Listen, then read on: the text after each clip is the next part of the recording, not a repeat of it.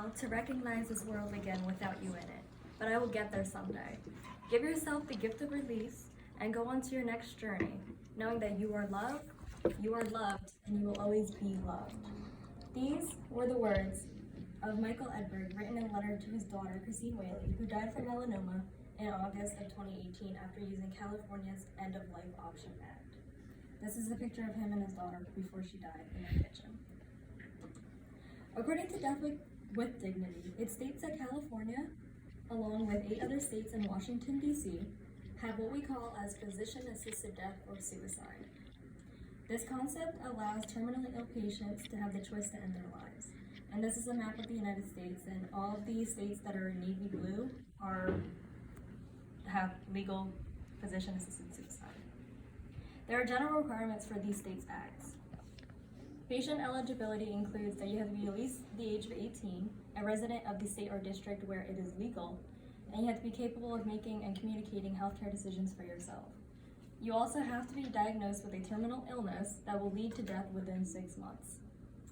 And you also have to be physically and mentally capable of self-administering the aid and death drug. As an advocate for choosing what you should do with your body, and hopefully one day becoming a physician myself, I believe it is important to think about how this can help numerous terminally ill patients all over the country. And it should be legal because it's the patient's choice to choose what they do, and they are not being forced to do anything that they wouldn't, and is compassionate to the suffering patients. So what is PAD or PAS? Physician-assisted death and suicide occurs when a physician facilitates a patient's death by providing the necessary means and/or information that they need to perform the life-ending act. There are 2 types of this. There's active, which is lethal injection, and that is also illegal in all 50 states. And there's inactive, which is where physicians can prescribe medication that will help the patient end their life. But it is completely up to the patient when they want to take it, and they can change their mind if they want to, which is legal in 9 states, including Washington, D.C. According to an editorial called Physician-Assisted Death in Chronic Neurological Diseases, written by James Brunat and Michael McMillan, it states that nearly 20% of the United States citizens live in jurisdictions where PAD is lawful. And there are 3 reasons why that this should be legal: respective autonomy, compassion, and patient choice. You cannot take organs from a dead body without the permission before they die, hence why you're confirmed as an organ donor on your driver's license or your photo ID. So why would you not let an actual person choose what they can do with their own body while they're still living? And who are we to prolong someone's suffering just for the temporary happiness of having them around? And prolonging their inevitable death will just only make their pain worsen day by day until they do die. And it is more than just physical pain, it is also mental and emotional pain, along with social and psychological pain.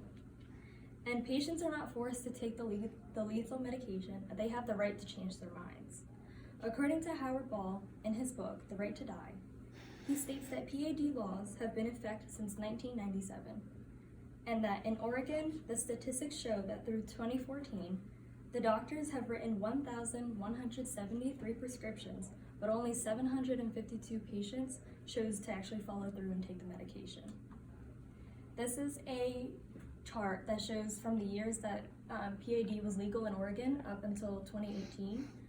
The purple line shows that the actual number of deaths by lethal medication is under the actual prescription numbers that were written. So it is the patient's choice to choose whether or not they want to take this medication, even if they have the doctor write them a prescription in the first place.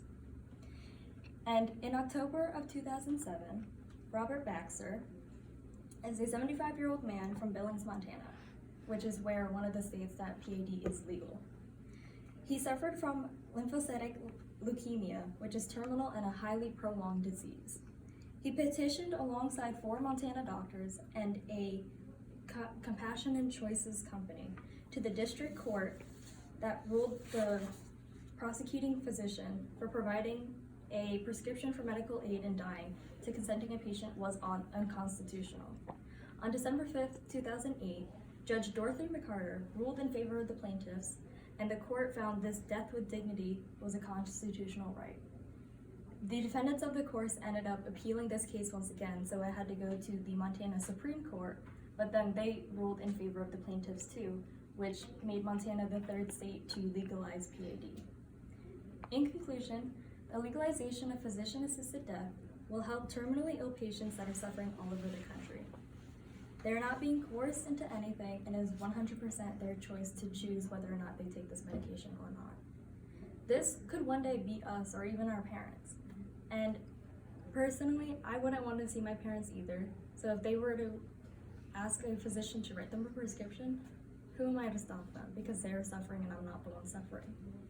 So we need to be compassionate and let the ill patients choose what they want to do with their bodies.